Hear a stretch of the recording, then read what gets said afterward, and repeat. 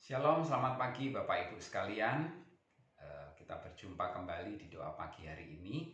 Dan saya terus mengucapkan terima kasih untuk waktu yang diberikan buat saya untuk berbagi dengan saudara semuanya. Mari saudara, sebelum kita mulai semuanya, kita berdoa terlebih dahulu. Kita minta penyertaan Tuhan. Tuhan, kami bersyukur buat hari ini, hari yang baru yang Kau ciptakan buat kami. Tuhan, tolong kami supaya kami bisa mengerti apa yang menjadi isi hati-Mu, kehendak-Mu, rencana-Mu yang terjadi dalam hidup kami. Tuhan, urapan-Mu atas setiap kami, sehingga dimanapun kami berada, kami tetap bisa melihat kasih Tuhan, suara Tuhan, kehendak Tuhan dinyatakan. Dan kami mau menjadi orang-orang yang mendengar dan melakukan kebenaran firman-Mu. Terima kasih Tuhan, urapan-Mu memenuhi setiap kami, hikmat-Mu memenuhi setiap kami, sehingga kami bisa mengerti, menangkap apa yang menjadi isi hati-Mu. Dan Kau menyertai kami semuanya, hamba-Mu yang menyampaikan, kami semua yang mendengar, kami sama-sama diberkati. Terima kasih Bapak, segala pujian hanya bagi Tuhan. Dalam nama Tuhan Yesus kami berdoa. Amin. Oke, baik saudara, pagi ini kita akan belajar tentang, saya kasih judul Mengenalmu. Tentu kita yang dimaksud di sini adalah mengenal Tuhan. Nah saudara, kita lihat sama-sama Matius pasal yang ke-16, ayat yang ke-13 sampai ayat yang ke-20. Matius 16, ayat yang ke-13 sampai ayat yang ke-20. Saya bacakan buat saudara. Setelah Yesus tiba di daerah Kaisarea Filipi, ia bertanya kepada murid-muridnya, "Kata orang, siapakah anak manusia itu?" Jawab mereka, "Ada yang mengatakan Yohanes Pembaptis, ada juga yang mengatakan Elia, ada pula yang mengatakan Yeremia atau salah seorang dari para nabi." Lalu Yesus bertanya kepada mereka, "Tetapi apa katamu? Siapakah aku ini?" Maka jawab Simon Petrus, "Engkau adalah Mesias, anak Allah yang hidup." Kata Yesus kepadanya, "Berbahagialah engkau Simon bin Yunus, sebab bukan manusia yang mengatakan itu kepadamu, melainkan Bapa-Ku yang di surga. Dan aku pun berkata kepadamu, engkau adalah Petrus, dan di atas batu karang ini aku akan mendirikan jemaatku, dan alam maut tidak akan menguasainya. Kepadamu akan kuberikan kunci kerajaan surga. Apa yang kau ikat di dunia ini akan terikat di surga, dan apa yang kau lepaskan di dunia ini akan terlepas di surga." Lalu Yesus melarang murid-muridnya supaya jangan memberitahukan kepada siapapun bahwa ia Mesias. Saudara, tahu dan kenal itu dua hal yang berbeda. Ya, saudara bisa tahu Bapak Presiden kita, Pak Jokowi. Kita semuanya tahu karena kita semuanya rakyat Indonesia mengenal atau mengetahui presiden kita. Tapi nggak banyak orang yang kenal dengan beliau.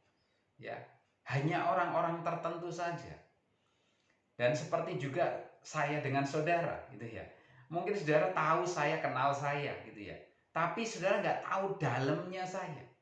Ya, nah demikian juga Tuhan Yesus pada waktu itu, dia ketika saat itu saya percaya Yesus sedang retreat dengan murid-muridnya. Dan kemudian Tuhan Yesus tanya sama murid-muridnya. Yang pertama Tuhan tanya dulu, menurut orang, kata orang, siapakah anak manusia itu? Atau siapakah aku ini?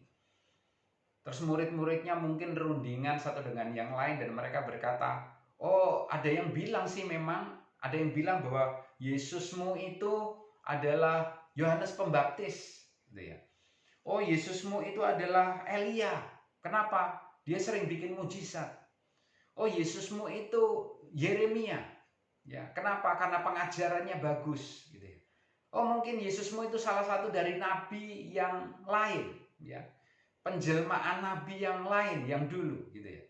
Nah, saudara, seringkali orang-orang non-Kristen pun menganggap Yesus sebagai seorang nabi saja.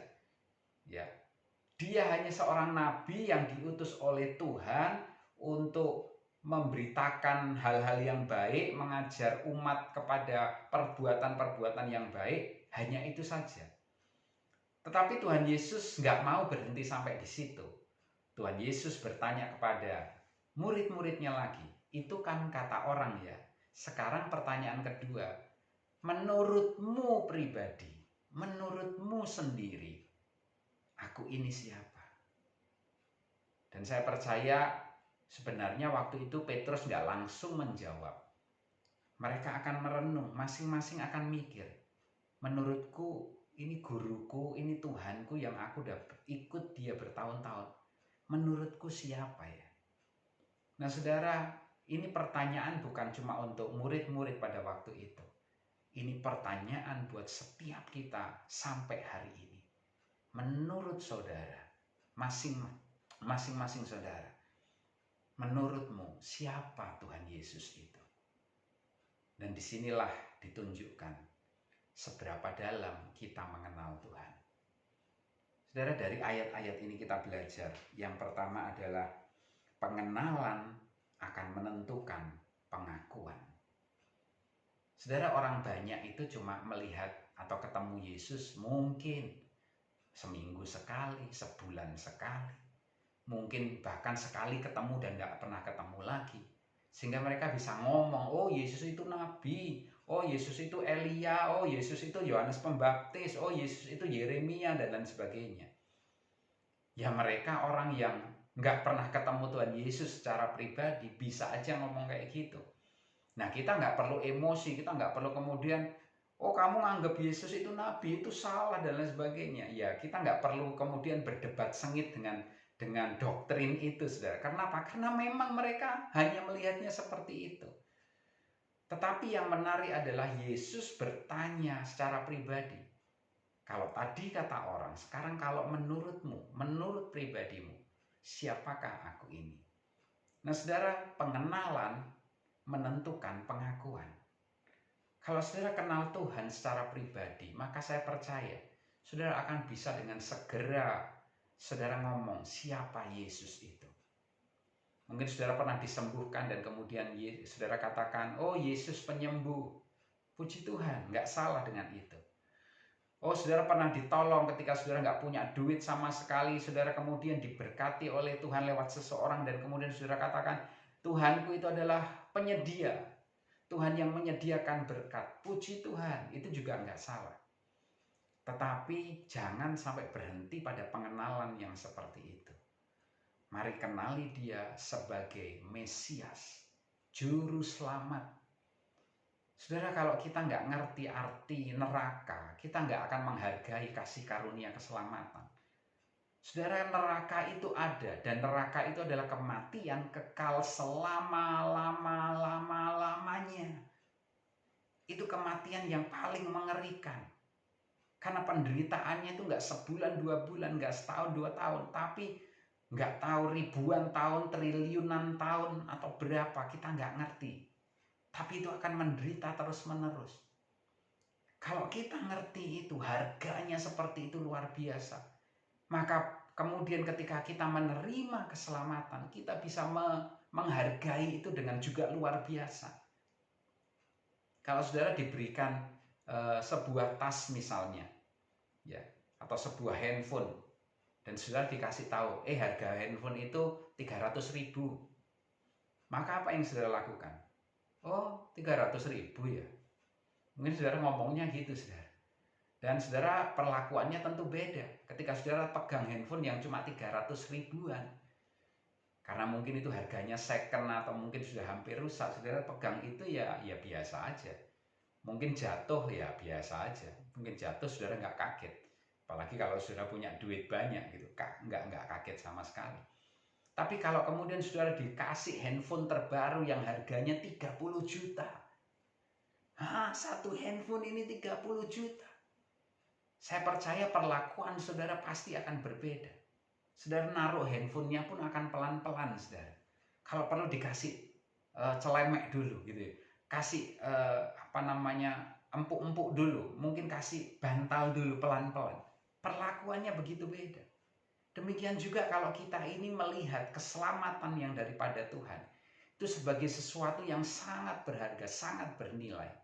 Maka kita akan melihatnya dengan kacamata yang benar, kita akan melihat dan menghargainya dengan luar biasa.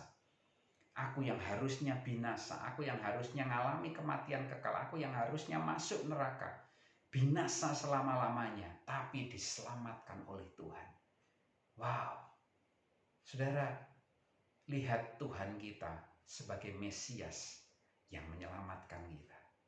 Kalau engkau ngalami itu, engkau mengenal dia, maka pengakuan pun akan keluar dari mulut saudara. Dan kita akan dengan mudah cerita kepada orang-orang yang belum percaya.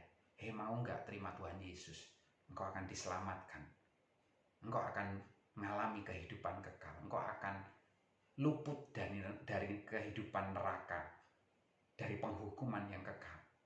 Saudara, ketika saudara melihat nilainya, maka saudara akan menghargainya. Dan saudara akan ceritakan kepada banyak orang. Kalau saudara dikasih handphone yang 300 ribuan tadi, mungkin saudara mau cerita aja malu. Ya, handphone cuma 300 ribu aja diceritain gitu. Tapi kalau saudara terima hadiah dengan nilai yang begitu besar, nilai yang begitu tinggi, saya percaya semua orang yang ketemu dengan saudara-saudara ceritain, aku barusan dapat handphone, nilainya 30 juta. Saudara akan berantusias cerita, berapi-api cerita. Demikian juga dengan kalau kita ini mengenal keselamatan yang daripada Tuhan, melihat itu semuanya dengan cara pandang yang benar, maka kita bisa ceritakan semuanya itu kepada semua orang. Aku punya keselamatan, aku punya Mesias, aku punya Allah yang hidup. Mau nggak kamu terima yang sama? Mau nggak kamu terima hadiah yang sama? Saudara akan antusias cerita kepada semua orang yang saudara jumpai. Saudara, yang pertama adalah pengenalan saudara akan menentukan pengakuan saudara. Ayat yang berikutnya. Ayat 17 dan 18. Kata Yesus kepada mereka, "Berbahagialah engkau Simon bin Yunus." Ini Simon Petrus yang berkata tadi. "Sebab bukan manusia yang mengatakan itu kepadamu, melainkan Bapa-Ku yang di surga. Dan aku pun berkata kepadamu, engkau adalah Petrus, dan di atas batu karang ini aku akan mendirikan jemaat-Ku, dan alam maut tidak akan menguasainya." Yang kedua adalah pengenalan akan menentukan kokohnya atau kuatnya kehidupan saudara. Kalau saudara kenal Tuhan saudara, maka engkau akan punya kehidupan yang kokoh. Firman Tuhan katakan gini, "Dan aku berkata kepadamu, engkau adalah Petrus, Petra, batu karang. Dan di atas batu karang ini, aku akan mendirikan jemaat-Ku." Dalam terjemahan bahasa Inggris, aku akan mendirikan gereja-Ku. Siapa gereja? Gereja bukan bangunan. Gereja adalah kita, saudara dan saya. Itulah gereja yang sebenarnya. Jadi gini saudara, kalau saudara punya pengenalan akan Tuhan, maka hidupmu akan dibangun di atas batu karang. Batu karang itu siapa? Tuhan sendiri. Dan kehidupan kita akan jadi kehidupan yang kokoh. Kalau kita kenal Tuhan kita, maka kita ini jadi pribadi yang kokoh, nggak gampang diombang-ambingkan, nggak gampang ditipu, nggak gampang kemudian dibelokkan, nggak gampang diiming-imingi oleh perkara-perkara yang menyesatkan. Saudara, kemarin kita mendengar ada berita yang mengejutkan kembali, yaitu munculnya aliran-aliran sesat yang ada. Saudara, kadang saya berpikir, kenapa ya orang-orang kita ini kok gampang banget disesatkan dengan ajaran yang udah kelihatan banget nyeleneh, kelihatan banget sesatnya. Mereka mandi sama-sama, ya nggak pria nggak wanita mandi bareng-bareng. Loh, itu kan sudah kelihatan sekali kalau sesat. Kalau salah itu kan kelihatan sekali sudah. Tapi kenapa pengikutnya juga masih banyak? Karena mereka nggak mengerti, mereka buta, saudara. Nah, karena itu yuk kita yang sudah ngerti kebenaran, kita melihat firman Tuhan, kita melihat bahwa Tuhan adalah dasar yang benar, dasar yang kuat, dasar yang kokoh. Kalau kita membangun kehidupan kita di atas batu karang itu, kita nggak akan gampang dibelokkan. Kita nggak akan gampang diiming-imingi oleh, oh ini loh, kamu akan dapat kekayaan kalau ikut aliranku. Kamu akan ngalami ini kalau kamu ngikut aliranku. Kamu akan senang-senang kalau ngikut aliranku ini. Saudara akan ngomong, sorry saya nggak ikut. Kenapa? Saya udah punya yang kokoh. Saya punya yang kekal nilainya. Saya punya yang menciptakan langit dan bumi, yaitu Tuhan sendiri, yang jadi dasar kehidupan saya. Dia adalah batu karang saya, yang sekarang ini hidup saya dibangun di atasnya. Nah saudara, kalau saudara mengenal Tuhan saudara, maka saudara akan jadi pribadi yang kuat, yang tangguh, yang kokoh. Bahkan di saat-saat yang seperti ini, saudara nggak ragu. Ya, nggak akan ragu oleh hal-hal yang sedang terjadi. Sakit penyakit, perekonomian yang lesu, bahkan hancur saudara, turun banyak. Saya jalan-jalan ke beberapa mal di Surabaya ini, udah banyak yang tutup, banyak yang sepi kondisinya. Tetapi saya tetap percaya Tuhan saya yang menjadi dasar kehidupan saya, bertanggung jawab atas hidup saya, dan saya tidak akan pernah dibiarkan kelaparan. Tuhan pasti cukupi kebutuhan saya, Tuhan pasti jagai saya, Tuhan pasti lindungi saya, Tuhan pasti memberikan berkat-Nya buat saya. Saya nggak khawatir, saya punya dasar yang kokoh. Kenapa? Firman Tuhan yang mengatakan bahwa Dia adalah batu karang, dan saya gerejanya dibangun di atasnya. Saudara, ini sebuah pengharapan, sebuah kebenaran yang memberikan pengharapan buat setiap kita. Karenanya saudara jangan ragu-ragu dengan hidup saudara. Ya, pengenalan saudara akan Tuhan membuat saudara kokoh dalam hidup saudara. Saudara nggak perlu khawatir lagi. Ya, saya beberapa waktu kemarin ngobrol sama teman-teman youth, teman-teman muda, dan kita saling share. Kenapa seringkali kita masih khawatir? Dulu waktu kita 10 tahun, 15 tahun yang lalu, 20 tahun yang lalu, kita lo nggak punya apa-apa, dari keluarga yang miskin, dari keluarga yang sangat sederhana. Bahkan makan pun makan makanan yang sederhana. Nah kalau sekarang kita udah diberkati, kita bisa makan yang lebih enak, makan yang lebih layak, kita bisa punya rumah, kita bisa punya kendaraan, kita diberkati luar biasa seperti itu. Kenapa kita masih khawatir? Kalau kemarin Tuhan berkati, hari ini Tuhan berkati, kita percaya nanti juga Tuhan akan berkati kita. Jadi jangan pernah khawatir akan hidupmu. Kalau engkau kenal Tuhanmu, Dia adalah batu karang, dan hidup kita dibangun di atasnya. Ombak sebesar apapun sekalipun tidak akan menggoyahkan iman kita, karena dasar kita dasar yang kuat, dasar kita batu karang yang teguh, yaitu Tuhan kita Yesus sendiri. Oke, yang ketiga, yang terakhir, ayat yang ke-19 dikatakan, kepadamu akan kuberikan kunci kerajaan surga. Apa yang kau ikat di dunia ini akan terikat di surga, dan apa yang kau lepaskan di dunia ini akan terlepas di surga. Yang ketiga kita lihat, pengenalan menentukan otoritas dan kuasa di tangan Anda. Maksudnya gini, saudara, semakin engkau mengenal siapa Tuhanmu, semakin engkau dalam mengenal siapa Tuhan kita Yesus Kristus, maka kuasa, otoritas itu akan semakin nyata, semakin kuat di dalam kita. Kenapa? Karena memang Tuhan memberikannya. Kalau engkau melihat Tuhanmu yang ada di dalammu itu Tuhan yang seupil gitu ya, kecil, maka ya kuasamu ya seupil itu, sekecil itu. Sehingga kemudian kita seringkali kalah dengan masalah, kalah dengan ketakutan, kalah dengan kekhawatiran, kalah dengan kecemasan yang sedang terjadi, kalah dengan kondisi-kondisi yang sekarang ini kita lihat. Kita jadi orang yang kalah. Tapi kalau kita dalam mengenal Tuhan, kita kenal aku punya Tuhan yang besar. Ya, bahkan kita mungkin kalau perlu nyanyikan, aku punya Tuhan yang besar. Maka ketika Tuhan yang besar itu ada di dalam kita, maka kita bisa berkata, Tuhan yang di dalamku, Tuhan yang besar. Maka kuasanya, otoritasnya di dalam hidup kita juga sama besarnya dengan Tuhan kita. Karenanya saudara, kalau saudara khawatir, saudara takut, tengking itu, hardik itu, Katakan roh ketakutan keluar dalam nama Yesus. Pakai imanmu, pakai kuasamu, pakai otoritasmu. Sehingga kemudian ketika engkau mengalami itu, engkau menang lagi. Engkau menang lagi dan engkau menang lagi.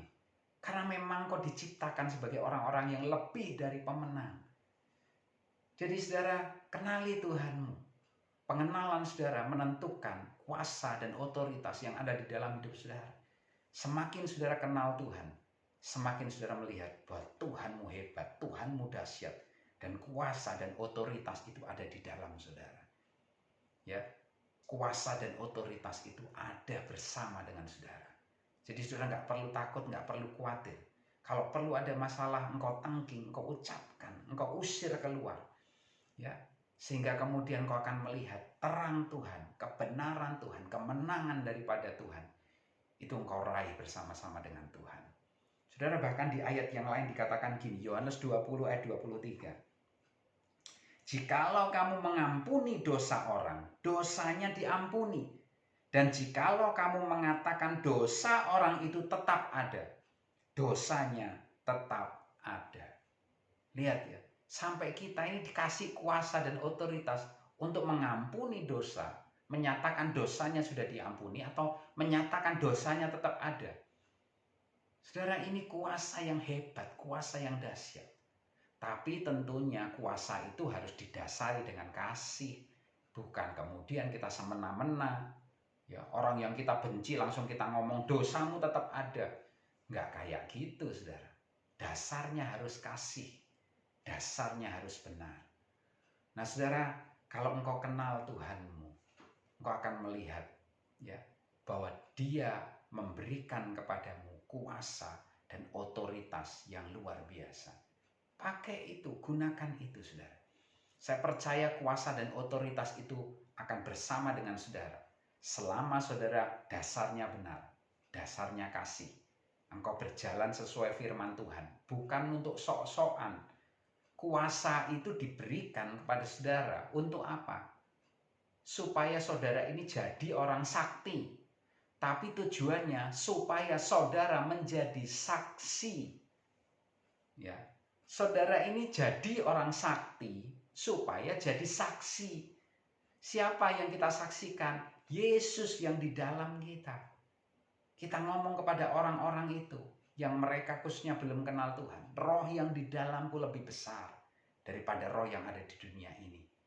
Ya, saya nggak perlu takut. Kenapa? Di dalamku ada Tuhan yang menjagai aku, melindungi aku, memimpin hidupku, menyertai aku, memberkati aku. Saudara nyatakan itu, maka saudara sedang bersaksi kepada dunia bahwa engkau punya Tuhan yang hebat, Tuhan yang dahsyat, Tuhan yang luar biasa ada di dalam hidup saudara. Saudara, inilah yang saudara Tuhan mau supaya saudara ngalami. Tapi yang terutama adalah kenali Tuhan saudara.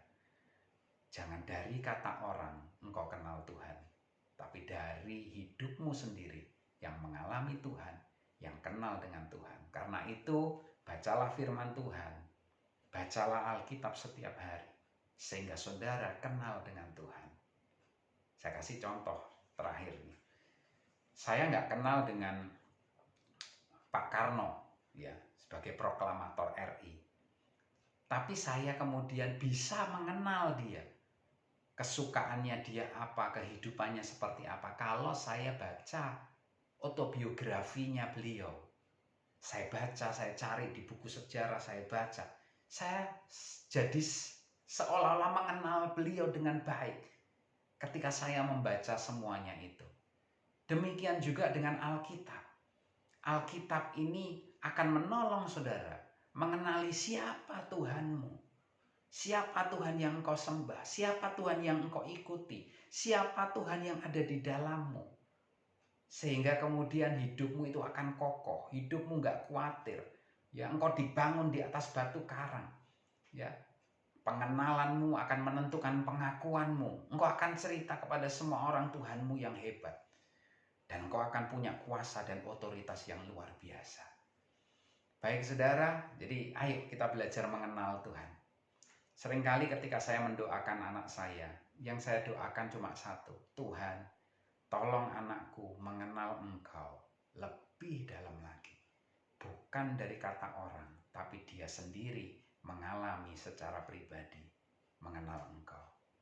Ketika orang kenal Tuhan secara pribadi, dia dalam mengenalmu, maka saya percaya Tuhan akan menyatakan dirinya dan saudara akan melihat Tuhan yang hebat, Tuhan yang dahsyat itu memimpin, menyertai kehidupan saudara. Tuhan memberkati kita semuanya. Mari kita tutup dengan doa. Tuhan, kami bersyukur buat pagi ini. Terima kasih untuk kebenaran firman-Mu.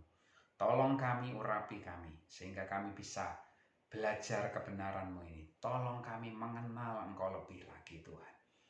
Tuhan, bukakan hal-hal yang baru. Nyatakan siapa Engkau. Nyatakan siapa diri-Mu kepada setiap kami. Tuhan, supaya bukan dari kata orang kami mengenal Engkau, tapi secara pribadi kami kenali Engkau. Bukan dari kata orang si A, si B tentang Engkau. Kami mau mengenal Engkau secara pribadi. Tolong kami Tuhan. Roh Kudus, singkapkan semuanya. Sehingga kami bisa kokoh iman kami kepada Tuhan Yesus. Karena kami tahu Dia Tuhan yang luar biasa. Dia Tuhan yang hebat. Dia Tuhan yang dahsyat. Terima kasih Bapak. Kami bersyukur buat pagi ini. Berkat-Mu atas kami semuanya sebelum kami melakukan semua aktivitas pekerjaan kami. Kami percaya Tuhan menyertai, memimpin kami, memberkati kami. Sehingga kami bisa mengenal Engkau lebih dalam lagi. Terima kasih Bapak, kami mengalami Engkau secara pribadi dalam kehidupan kami. Kami bersyukur dalam nama Tuhan Yesus kami berdoa. Amin. Tuhan memberkati kita semuanya.